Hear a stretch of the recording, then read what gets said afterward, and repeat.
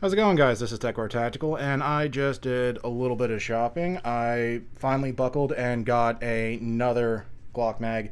I got it not at a fantastic price, but you know what? I don't particularly care, because now I get to finally make a three-part video that I've been wanting to make for you guys that I've actually had a separate piece for a while, and I just kind of kept pushing it off and saying, I'll do a big order with like Gun Mag Warehouse and maybe get something from them, but in the end, I didn't, and now we're here. So this is just your bog standard G17, 17 round mag.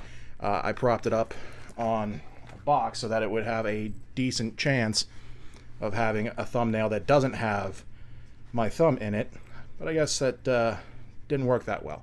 So this is just like a very bog standard unboxing, and I'm gonna mangle this.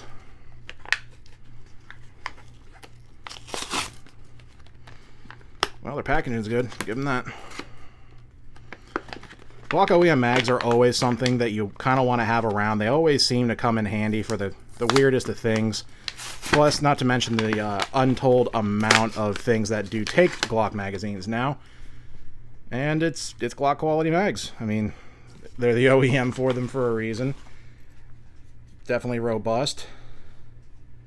And now I can actually do the second part of it, which was the Chris extension for them, the ×2 kit.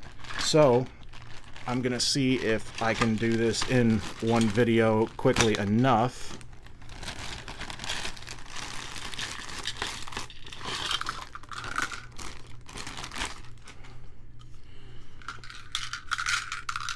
So I'm guessing that spring's gonna replace the factory one. And do I have anything that can actually take this factory base plate off? I'm not going to get that Glock mag tool when anything that's even remotely close to a sharp stick does the same thing. Or a 5.56 round, because everyone should have a couple of those at this point. And my keys aren't going to do the trick, so we will call this one here. I'm so sorry, guys.